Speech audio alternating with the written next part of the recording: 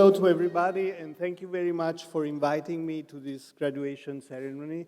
I am very, very honored.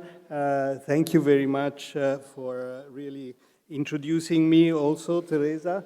It's really, for me, it's an honor to be here, both as, the vice chairman of UniCredit, but as you say, you're right, UniCredit Foundation supports BSc, or at least one scholarship in BSc, and one summer school has been supporting it for now 13 years, which is a lot of time, because this is really an institution in which the foundation believes. And as I was saying before, when we met, these Spanish schools like the BSc and the university around it they were really pioneers in Europe in really fostering advanced economic studies, even before all other countries really put their act together in order to do the same thing. So they really led the way in this direction. So you're really very fortunate to be graduating here today. I'm really very, very, very, very honored. My speech stands between you being graduate. So before you will be graduate after I finish my speech. So this is a big responsibility. So I'll try to be brief. I'll try not to bore you and to talk about something that I thought what I could talk about. And I decided that a good way of having a graduation speech was to talk about one of my favorite articles in General Treaties, which I think it's a great achievement of our contemporary society, that it's Article 1 of the General Agreement of Tariffs and Trade. You must think this is terribly boring. So you must think, why he's coming here to talk about Article 1 about the General Agreement of Tariffs and Trade. I agree with you, it could be terribly boring, but let's try to see if there is some insights in it and how this can be related to what you're doing, to your career and to your future. Because I think that I really enjoyed very much Dr. Beato's introduction, and this idea that essentially you should be agent for change, okay? But the first thing that you need to know to be agent for change, to understand what is changing around, why things are happening, and what is changing. So Article 1 of GATT is called the Most Favored Nation Clause. Now, what you think, when you think the Most Favored Nation Clause, one think about something that it's extremely discriminatory. The most favored nation, my most favored friend, my most favored being, it's really, you think it's something that is connected to a privilege. In fact, it's the opposite. Here is the article, here, it's Article 1 of GATT. And you can read it, but essentially what it says, it introduces a fundamental principle, which is a principle of non-discrimination, okay? So the idea is that no country may be discriminated against, whatever the condition of access to its market partners. It means that if a country, the kind of commercial condition that the country has to grant to its trading partner are the same that it grants to its most favored nation. So the most favored nation becomes the benchmark around which to construct the conditions of access to a given market to other countries, okay? So it's really a very important non-discriminatory principle, and this was really at the heart, was the most important principle of all the multilateral trade agreements. So it's really a multilateral institution that were created around the GATT and then gave way to the WTO later on, much later in 1994. So and this is also a very efficient mechanism. It's the institutional mechanism through which trade liberalization was diffused in the world. This was a very special period. Why this happened? We were immediately after the war. Countries really wanted to stop fighting. They wanted to grow. That was a time when the growth in Europe had to be recreated. And essentially, essentially out of the Bretton Woods institutions, the rules that essentially regulated free trade were these, the General Agreement on Tariffs and Trade, and the most favored nation was the fundamental principle around which this perspective was constructed. Naturally, as like many, the problem with principles, okay, is that principles have can be seen from different angles, and I will come to why this is very relevant for you today.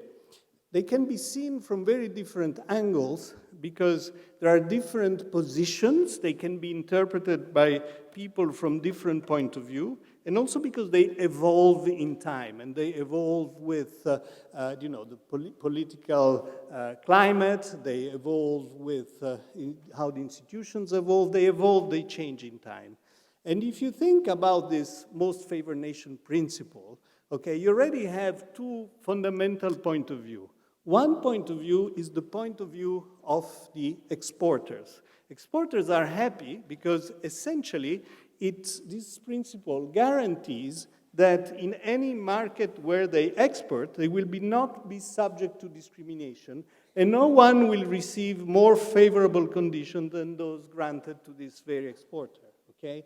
So it's essentially a rule that essentially prevents a country of destination to give better conditions to other countries than those granted to that exporter. But from the importer point of view, the story is much more complicated. Why? Well, because in a way, it's a double-edged, if you want, sword. Because it's true, it opens up the market to trade. So, an importer market, it's opened up to trade. But at the same time, being opened up to trade, it increases competition for local companies and for the local economic environment, okay? And therefore, it can be, it can be seen in this kind of agreement can be seen in a completely different article, can be seen in a principle, can be seen in a completely different way. Okay, it can be seen as essentially an instrument of liberalization from a liberal perspective, a liberal point of view, okay, and the idea that essentially it's good because the economies benefit from trade and competition, so it's good, we open it up to trade, but, and we call it, a view that is ad includendum. It includes, it's a view that essentially you should open your market, it includes competition, not discriminate. But on the other hand, you can use it in a geopolitical way to exclude other countries in a very, very subtle, with very, very subtle mechanisms. And one example that it's really, that nowadays, for example, it's pretty obvious, is the example of Brexit, okay? Great Britain maybe wants to give grants more favorable condition to, let's say, Singapore than it has with the European Union, okay? So it would like to liberalize trade even more than actually it has liberalized with the condition that it has with the European Union after Brexit, okay? They want to open up to trade with Singapore. But essentially, if they grant this better condition to Singapore, the most favored nation clause says you have to give exactly the same condition to the rest of Europe, okay? So by opening up your market to Singapore, you're also opening up to Europe. And from the British point of view, maybe this is a cost because, you essentially favor the entrance of your products in your market, and this can be costly from your point of view. So this very principle can also be used in a way in which somehow it's ad excludendum. It somehow protects your market. It prevents others from entering your market.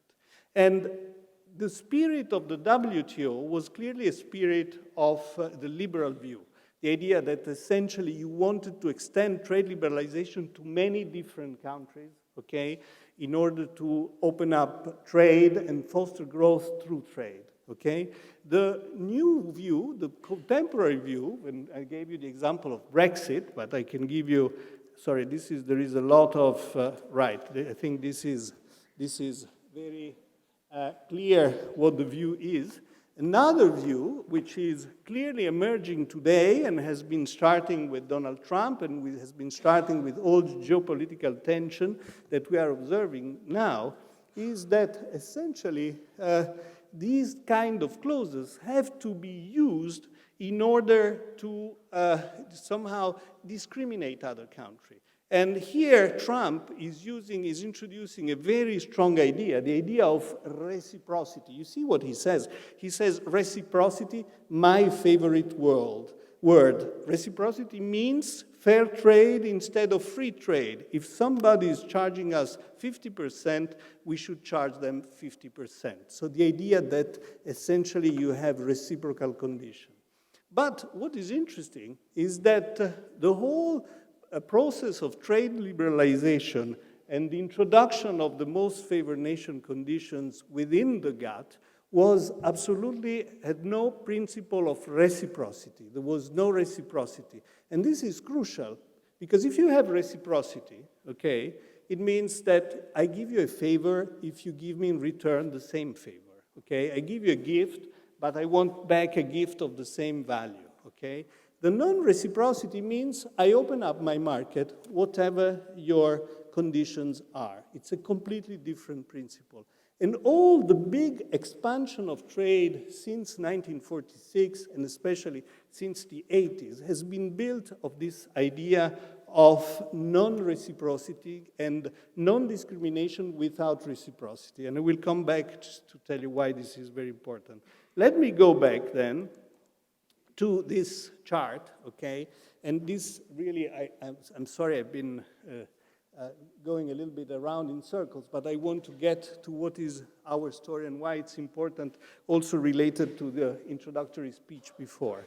Now, there are two periods in time when these most favored nation conditions with non-reciprocity has been introduced, and I will come back to them. The first one is in 1860, and it's a famous trade treaty between the UK and France. Okay, it's a bilateral treaty that had a condition of most favored nation.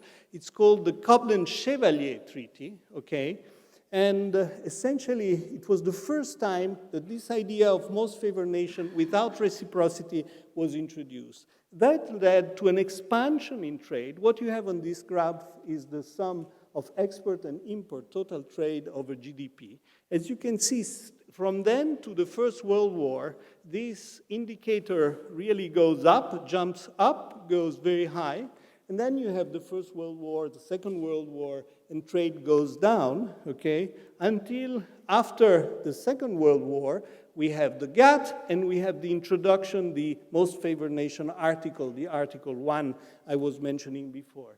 And what is this incredible growth in trade that we observe afterwards is essentially what our generation, the generation of your professors, my generation, we have been living since the 90s onwards. Those were the time before it was after the Second World War. We were not there yet, but afterwards was the collapse of the Berlin Wall, was the big integration, was the new opening up of China, China entering WTO. This is the period that we, our generation, have been living through from I would say here, it's the 1990s still till today, okay? Now, the problem is that the period you're living through is the one related to the declaration of Trump. It's a period where essentially, yes, I open up trade, but only if you open it up as well.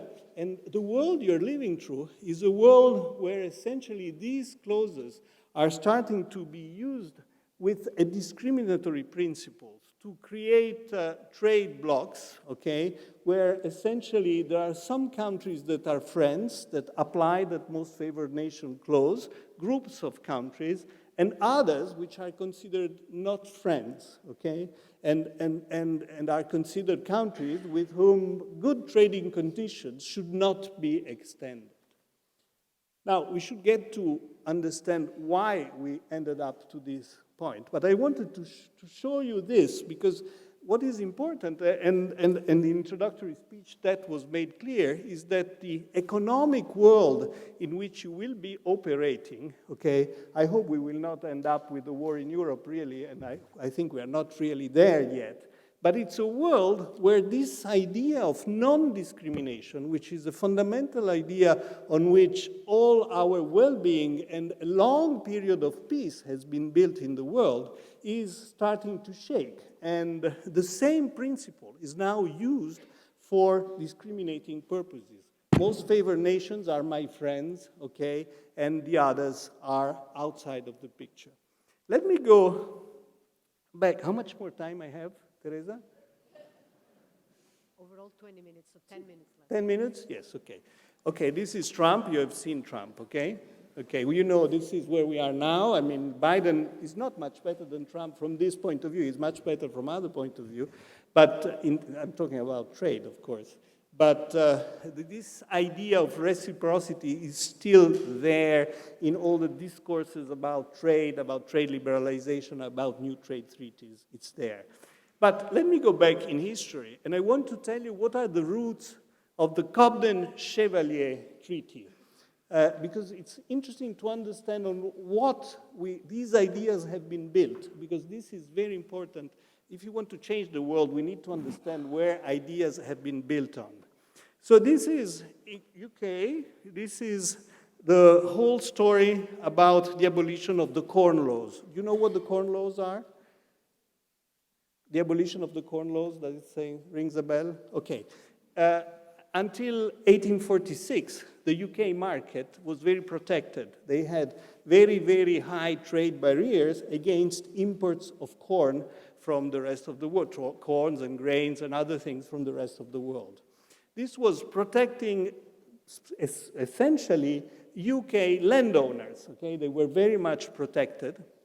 They were making a lot of money because essentially the price of corn was very high. But essentially, people were hungry. There was, for example, there was the big famine also in Ireland in this period that is precisely due to the fact that, not that there was scarcity of wheat, but precisely because the price of wheat was incredibly high in this period because of this protection. And as you know, the UK was industrializing. So you had, the new industrialists, the new urban bourgeoisie, that essentially they wanted to pay, they had workers, they want to pay their workers possibly a little bit less. But if bread was so expensive, they needed to feed them, no? They needed their workers to be efficient and to feed them. So they had to pay higher salaries in order for them to buy bread. So the bourgeoisie, the industrialists were unhappy because they had to pay too much, and the workers were unhappy because they didn't have enough bread to eat in the end. So there was a big movement for liberalization that ended up in 1846. As you see from the graph, the blue line is the average tariff on wheat. As you can see, it collapses, and after them, the red bar, you see imports of wheat in the UK really goes up enormously. Why I'm saying this? It's interesting because the reason behind, okay, this big exercise, historical exercise of trade liberalization is really an exercise of redistribution of income. So the arguments essentially for liberalizing trade are an argument, an efficiency argument. Of course, there is a whole school of Smith and Ricardo. So the liberal ideas in the UK and the idea that free trade makes countries more efficient, make them grow better. But there is a strong redistributive argument. So the idea that the reduction of tariffs allows for lowering the prices of goods for workers, okay, and therefore it would increase the profits of an entrepreneur, all this at the expenses of landowners that were enjoying huge rents before. So it was a redistributive exercise that led to this process of trade liberalization. And it's precisely in this very spirit that these two guys, Richard Cobden and Michel Chevalier, wrote the Cobden-Chevalier Treaty with France. The Chevalier Treaty with France was, as I said, an exercise of non-reciprocal trade liberalization with the first introduction of the most favored nation. These two guys were Chevalier was a liberal economist, Cobden was an entrepreneur, he was a member of parliament. Really, Cobden was very much behind the abolition of the Corn Laws, so he was very much into that. And Chevalier in France was very much instrumental in convincing Napoleon III to accept this new trade theory. Actually, the British were smart because they wanted the trade treaty for two reasons, because they really believed in trade liberalization. A, because they were the strongest exporter at that time. They had the best industry. They were the most efficient.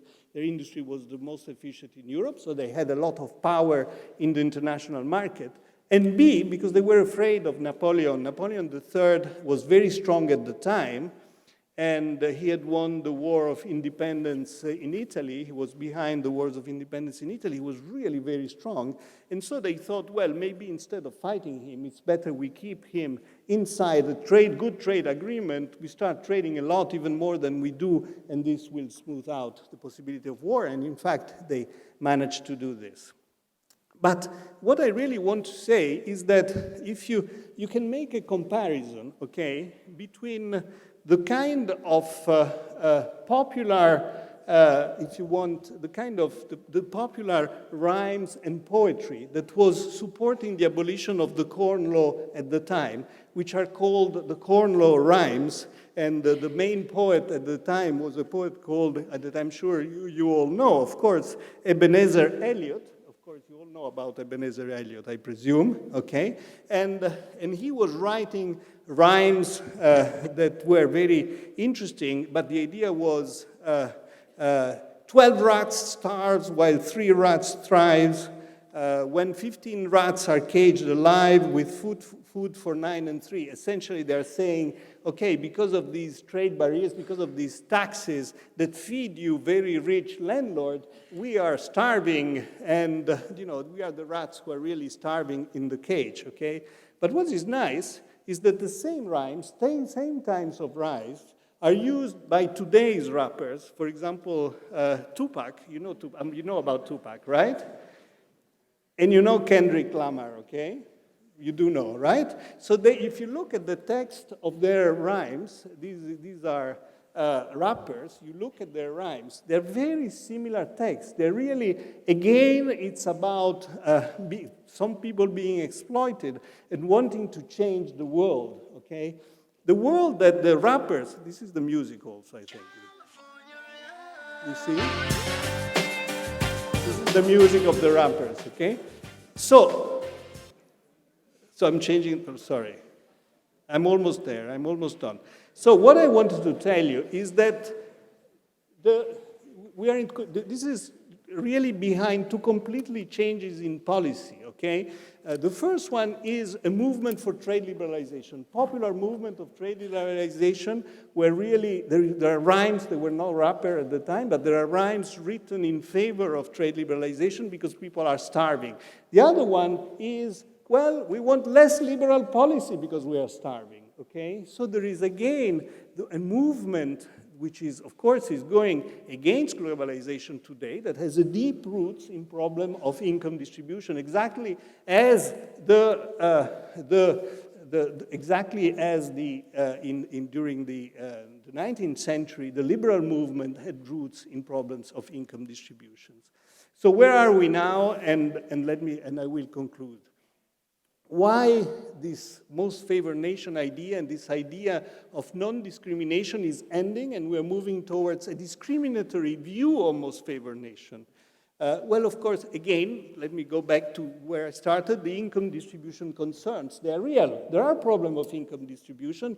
Trade liberalization has created issues of income distribution. It has also created an enormous amount of wealth. It has reduced income distribution, improved income distribution between countries, okay? But within countries, certainly there is a problem of income distribution. There are larger numbers of people that are feeling left out, that support populist movements and who are against this idea of trade of they're against globalization, and they fear globalization as a problem. So if people start saying, let's go back to an idea of nation. If I want to open up trade, I have to defend my border.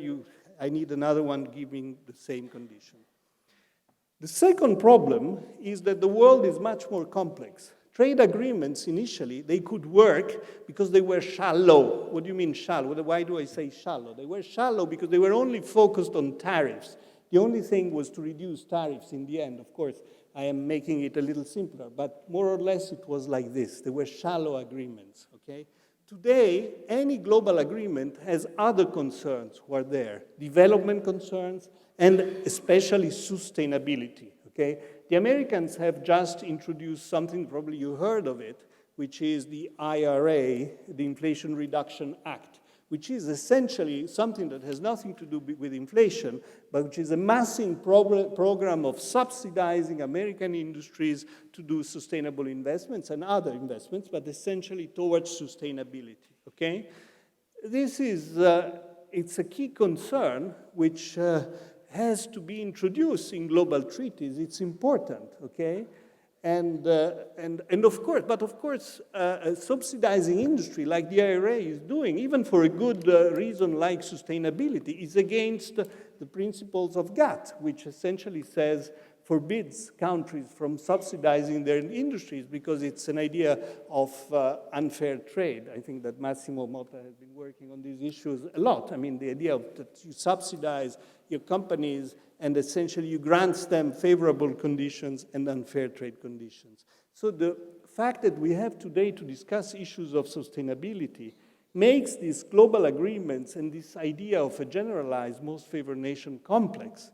And security concerns and geopolitical tension makes it even more complex, okay? Because the world we have been living through where essentially trade was booming and all that was a world where essentially countries were free to trade, they were willing to trade, whatever were the political conditions of the trading partners, okay? Everybody knew that there were some countries that were a little bit rogue government, they were not fully democratic, their set of values was not so good, they were subsidizing and supporting industry, but essentially, okay, that was a problem, but trade was going on anyway, okay? And so the idea that you would trade, however, whatever are the conditions, whatever are the characteristics of your trading partners, now it's with national security concerns, this is becoming more and more complex. It's more and more difficult to do so, and the world is starting to be divided into different geopolitical groups, friends and enemy. Janet Yellen, the Secretary of the Treasury in America, spoke about this idea of friend shoring and enemy shoring. No, friend shoring. Friend shoring means you should do offshoring only with your friends and not with others. So in that sense, the world is getting divided in blocks. There is more and more regional trade, and this idea of most favored nation is used more and more with a discriminatory meaning, which is a problem. So to conclude, I think, and I'm done, this is my last slide, I think the crucial thing and the real challenge for your new generation and for essentially the way in which you will have to work are essentially two. First of all, do not forget that the well-being and the long peace period that we benefited was based on a very, very important principle, which was this principle of non-discrimination and of reciprocity. Okay, that is very important, and it's something that really needs to be preserved in the narrative of how the future economic world should be. And the second, that I think that multilateralism is very important, especially when we are starting to consider issues of sustainability. Multilateralism is very, very important, and I think that it's really a goal for your generation to go back to think what were the roots of the multilateralism we have been living through, how it can be reformed, because it needs to be reformed, but how to preserve the values of a world that can function on rules that are shared by everybody in a non-discriminatory way. I think that is crucial. So thank you very much. Good luck for your graduation, and there you go.